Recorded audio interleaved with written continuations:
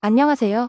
불당동 유나쌤이에요. 저는 학생들을 가르치는 일을 주업으로 하지만 외부 교육도 가고 대학원도 가고 하다 보니 수업의 질을 일정하게 유지하기 위해서 들어오는 학생을 모두 받을 수 없기 때문에 제가 관리할 수 있는 학생의 인원을 일정하게 관리하는 편인데요. 지난 7월에 학생 모집대 인원이 다 찼음에도 불구하고 추가적으로 받을 수밖에 없었던 학생의 이야기를 들려드리려 합니다. 이 학생이 겪는 어려움을 똑같이 겪는 학생들이 매우 많기 때문입니다. 어느 날 한 어머님께 전화가 왔어요. 이 학생은 천안 시내에 있는 자사고에 다니고 있는 고3 이과 학생이었습니다. 고2까지는 그래도 영어 모의고사 1등급을 91점, 90점 이렇게 가까스로 맞기는 했는데 3학년 올라와서 점수가 점점 떨어진다는 거였어요. 이 학생은 최저를 맞춰야 하는데 영어가 등급이 계속 떨어져서 3등급까지 나오고 있고 학생도 해보겠다고 애를 쓰며 공부를 열심히 했는데 오르지는 않고 등급이 계속 내려가니 원인을 몰라 당황스럽고 어떻게 해야 할지 모르겠다고 말씀하시더라고요. 우리 큰애가 그랬는데 혹은 누구네 아들도 저랬다는데 하는 어머님들 많으실 거예요. 저한테 중학교 때 들어오면야 너무 좋지만 고2, 고3 학생들이 들어올 때면 거의 절반은 넘게 저 얘기를 해요.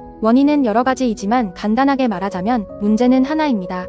결국엔 고3 모의고사 지문을 풀 정도의 실력은 안 됐던 학생인 거예요. 고3에 들어와서 3월에 등급이 2등급으로 내려갔는데 본인이 다시 올려보겠다면서 독서실도 끊어서 수학과 과학보다 더 신경 써서 시간 투자를 했다고 했어요. 이전에도 무엇이든지 선생님들이 시키는 대로 열심히 했고 아이가 공부를 안 하는 것도 아닌데 자신은 전문가가 아니니 왜 이러는지 이해할 수가 없고 아들이 너무 안쓰럽다고 하셨습니다. 학생이 최대한의 결과를 얻기 위해서 밤낮 안 가리고 열심히 해왔는데 저런 아들에겐 어디가 문제인지 정확히 진단하고 도와줄 사람이 절실하다고도 말씀하셨어요. 학생이 고3인데다가 어머님께서 너무 답답해 하시니까 제가 수업을 못하더라도 어디가 문제인지 어떤 수업을 해야 하는지 안내는 드려야겠다 생각이 들었습니다.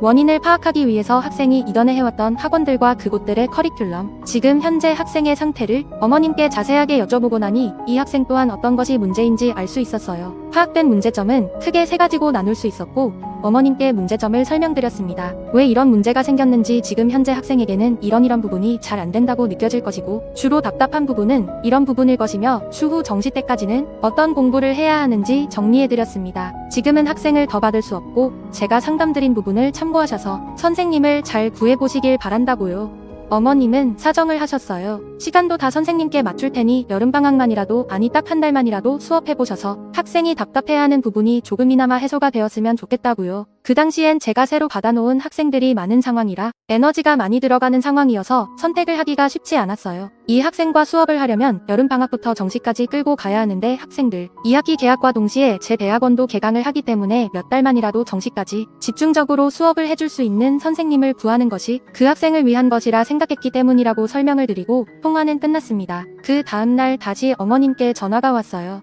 어제 저와 상담한 내용을 밤에 집에 온 학생한테 말해주니 제가 한 말들을 들을 때마다 맞아 내가 그 부분이 답답했어. 선생님은 어떻게 하셨지? 엄마 나 그 선생님을 꼭 만나게 해줘. 방학 때만이라도 괜찮으니 꼭 수업해달라고 말씀드려줘라고 했다면서 우리 아이를 꼭 만나달라고 하셨습니다. 방학 때만이라도 좋으니 수업을 하고 그 이후엔 학생이 지금도 강남에 있는 학원으로 주말반을 다니고 있으니 열심히 해보겠다면서요. 그 간절함에 제가 넘어갔습니다. 사실 상담할 때부터 꽤 안 부리고 너무 열심히 하는 학생인 것 같은데 에너지를 잘못 쓰고 있으니 너무 안타까웠으니까요. 테스트 없이 바로 수업이 시작되었습니다. 일단 낮 시간으로 주 3회 수업을 잡아놓고 다른 학생들이 휴가를 가거나 수업 펑크를 내면 독서실에 있다가 언제든지 오기로 해서 2달간 주 4-5회 수업을 진행했습니다. 기간이 짧아 고3 독해까지는 못 건드리더라도 2점짜리는 맞을 수 있게 여름방학 안에 최대한 불안한 부분을 정리해주고 보내는 게 목표였기에 단어 습득하는 방법을 바꿔주고 짧은 시간 안에 구문을 파악하는 능력이 생기도록 필수로 알아야 하는 문법과 구문 연결까지 숨가쁘게 수업이 진행되었습니다. 저와 학생의 공동의 목표를 위해서 학생은 제가 시키는 숙제들이 버겁지만 최대한 해오려고 노력했어요. 저와 수업하거나 다른 과목 수업하는 시간을 제외하면 독서실에 가서 공부하는 사이클로 방학 기간이 지나가 버렸고 학생이 대학을 하고 나서도 제가 대학교 개강할 때까지 총 8주의 시간을 보냈습니다. 구문이 안착되기까지는 시간이 좀 걸리기 때문에 독해로 연결시키는 부분을 못해서 많이 아쉽긴 했지만 독해에 적용하는 훈련 방법과 주의해야 할 것을 일러주고 질문할 것 있으면 언제든 하라고 하고 학생을 보내게 되었습니다. 결과는 수업을 종료하고 난 9월에는 난이도 상승과 독해 훈련이 안 됐기에 3등급을 유지하다가 난이도가 살짝 낮았던 10월에는 1등급으로 훌쩍 올라갔습니다. 정시까지 꾸준히 수업을 했다면 난이도에 영향을 덜 받는 안정된 독해 실력을 가질 수도 있었겠지만 그래도 한 달 만에 저 정도의 상승을 이뤄낸 것은 아무래도 정확히 부족한 부분을 메우려 한 수업이 한 몫을 했겠지만 학생의 꾸준한 노력이 없었다면 무척 어려웠겠죠?